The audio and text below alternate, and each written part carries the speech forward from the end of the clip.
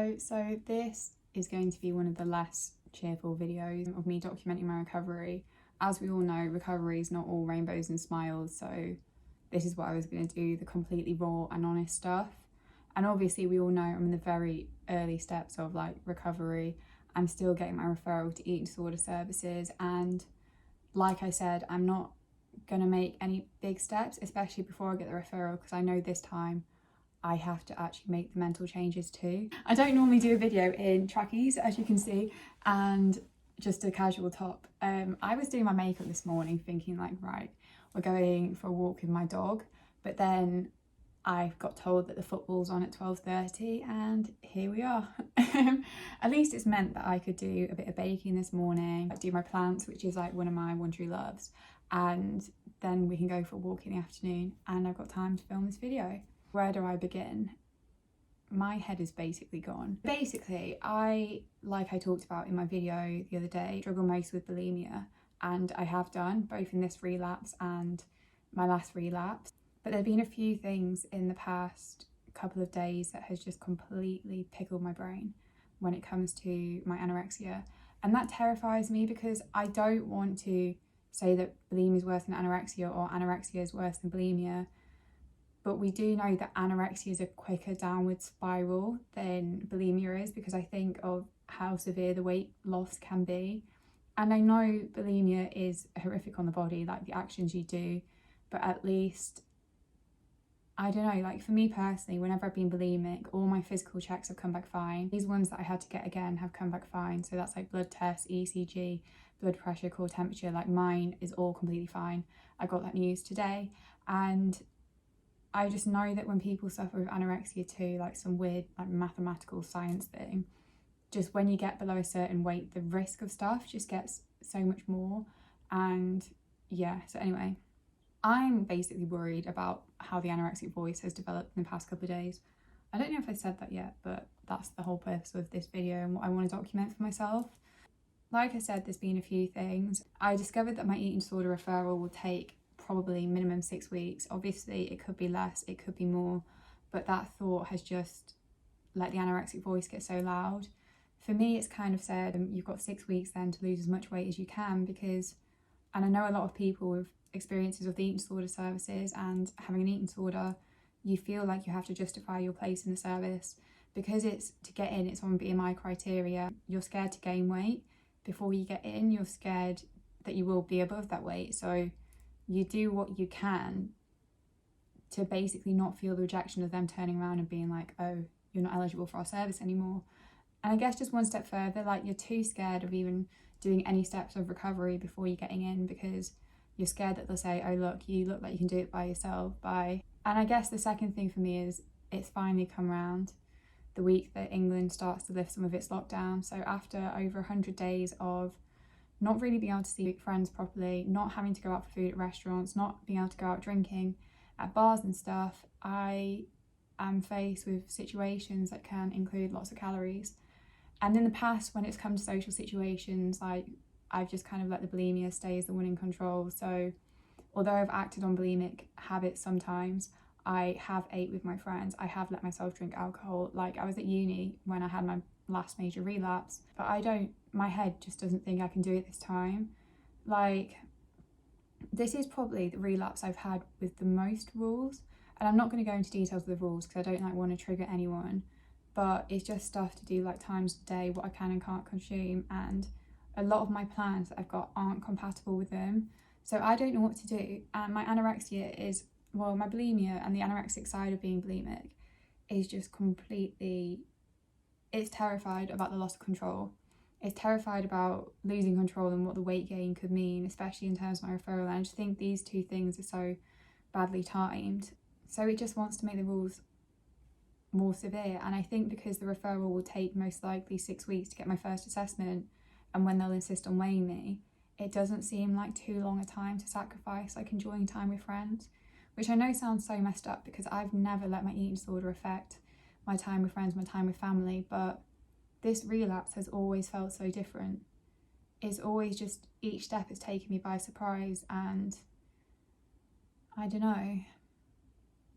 it's like, because I'm not suffering with depression whilst I've relapsed this time, it's like I've got the time to give to the eating disordered voice. It's like I've got the energy to do what the eating disorder wants, and I guess it can be the all-consuming thing, whereas in the past, like I said, I've been so depressed that in a way, once you help to deal with my depression, I naturally recovered from my eating disorder. But this one is just completely my eating disorder behaviours being like, right, this is your life. And I don't know, like, I've had so much time recently to reflect on this relapse compared to other ones, because I've been thinking, like, how do you get better from it? What do you do? And okay, my conclusion is I don't know. But like, when you're a teenager, it's just so different. Like, you're supported by your parents, and parents kind of like are meant to love you unconditionally. They don't walk away from you. So even if you basically make their life hell because of your eating disorder, and they're so scared about the behaviours you engage in, like, they will always be there. When you're at school, you've got the teacher support because they've got a duty of care. Like, they try and facilitate an environment around you that would hopefully get you better. So for example, there are people you could speak to. For me personally, it meant I didn't always have to attend lessons, so I didn't get overwhelmed. It meant that I could get to school pretty much when I wanted, go to appointments whenever I wanted. I didn't sit any mocks because it just would have been too much for my pickled brain. I didn't actually sit all my exams. And I am such a high achiever, like, that's kind of what was needed for me to get by at that time. But there's also part of me that knows, because of all those allowances, I could put more time into getting better and focus on my appointments, getting stuff out of it. But when you're an adult, everything changes. And what worries me about that is you learn to live with your eating disorder so you can live the life that you live, but you don't have space to recover and think about recovery. So for example, I have the most amazing and supportive boyfriend, but I feel so guilty. I feel so guilty about what I'm putting him through. I feel so guilty that he has to be the main person supporting me. And he is that. Like, I have friends I can speak to. I'm under the care of a psychiatrist, and I've got a psychologist that I see every week, well, every other week now. But on the day-to-day, he's the main person supporting me, and I know he won't leave me. But that's the shift, and I think that's the scary shift for a lot of people. You go from living with parents that are meant to never leave you to being in a relationship where you don't know if the eating disorder is eventually going to win and drive them out, because it is a very isolating illness. It is an illness that tries to push people away. And then you get to a situation where your other support network of like school and stuff's gone because you don't have teachers to speak to every day. And obviously, like, I do have my psychiatrist and psychologist, but that's another huge shift. When you're a teenager in mental health services, you don't get really any choice in your care. Like, they can do what they want because you're too young to have what they call capacity.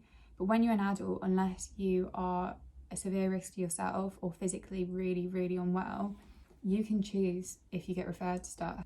So right now, I could still turn around and say I don't want a referral to eating disorder services, even though I would get classed as like severely underweight. And the only point they can force me into that care is if, for example, I collapse, go to hospital, get a really bad ECG, get really bad blood results. Then that kind of goes on to my next thing. Like, don't get me wrong, like, this whole section, I am so happy in my job, and I don't want allowances in my job. Like, I want to prove to myself that this eating disorder isn't something that's going to disrupt the happiness I'm feeling with it.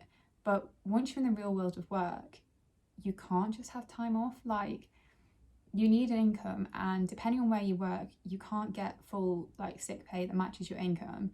You can't keep just saying to people like, I need this afternoon off, I can't do this piece of work now because it's to a deadline. Like, you've got responsibility to a team, but you also have a responsibility to your financial situation, whether that's like saving for a house, paying for a mortgage, paying all your bills, your direct debits.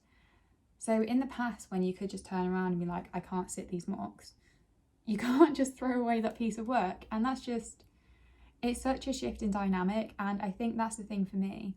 I don't want my relapse into my eating disorder to get worse. Like, I am terrified of how toxic the anorexic side could get. And I think that's why I did kind of shift from anorexia to bulimia, because although the weight loss wasn't so severe, it was more compatible with adult life. But I know the anorexia, because of these different circumstances, is going to try and find its way in at the moment, and I don't know how to stop it. But I do know I don't want to lose my relationship. I don't want to lose the really happy place and like the pride I feel with work. So I'm going to have to hold on to those things to, I don't know, like, try and get by, do a bit more than get by. and just hope that this referral to eating disorder services come through quickly. The point I upload this video, I think 3 or 4 days will have passed since I filmed it, because on the day I filmed it, so Saturday, I'm uploading my bipolar video. At the point you see this video, I'll actually have fresh nails at last. So you'll see. I get my nails done on Monday. You'll probably see this video on Tuesday or Wednesday, and then the next one I'm gonna have good nails. But yeah, so like I said, this video is a bit more bleak, but I just want to be honest. This is the reality of living with an eating disorder, and this is the reality of trying to access eating disorder services. I do hope it changes one day. I hope one day it isn't on BMI criteria and you don't feel like you have to justify your place in the mental health services, but I know that day isn't going to be soon. And I just hope that doesn't keep hindering my recovery like it has in the past.